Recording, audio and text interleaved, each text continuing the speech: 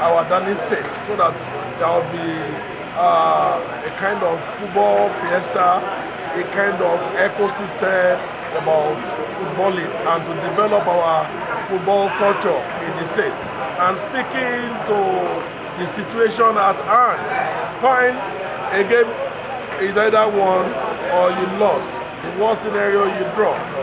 It is what it is. Losing a game like this, two things. Number one, remember, Ekiti United is in building up process. Remember, a couple of our players, because of the exploit in last season, most of them have been picked by some advanced football club in the country at the moment. And you will see, virtually, we are starting from the scratch again.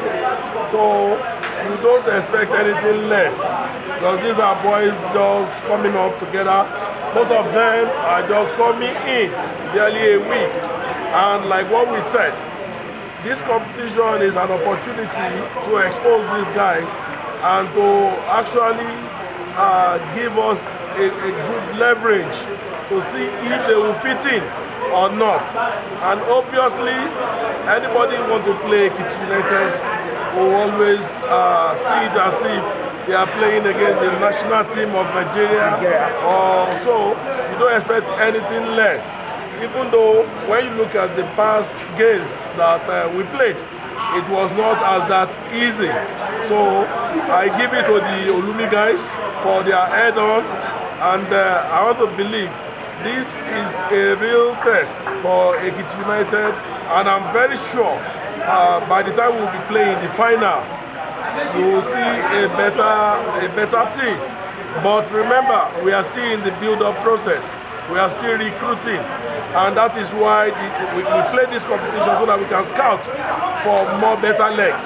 And I think the better side won the game today. At the moment, it is the best goal of the tournament. I'm routing for it as the best goal of the tournament.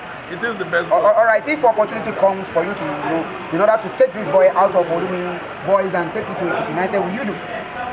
Definitely, we have our scouting officer who I think is around the corner trying to peep. And the kind of screening we are doing is an open screening. The doors are open far and wide across the country. Even though as far as I know, based on my knowledge, there are some agents that call from Republic of Benin. A guy also called me from Niger Republic that they are players.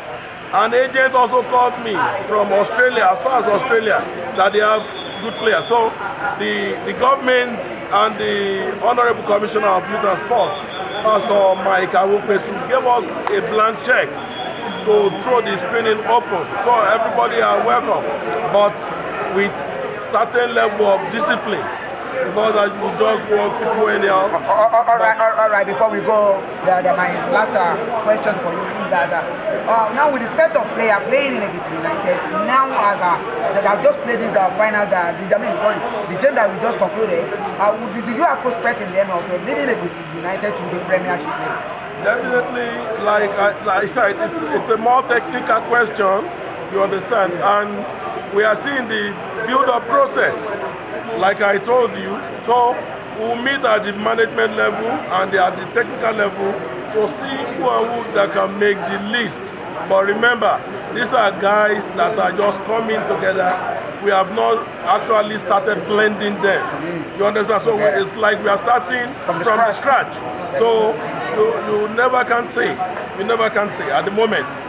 Well, those that played the previous seasons, they don't have two edges. So meaning that at the beginning of this new season that we are looking to, Ekiti United will be able to find a lasting solution to bring in a player from the scratch again and other things. Definitely, there is a tall order and there is a set standard.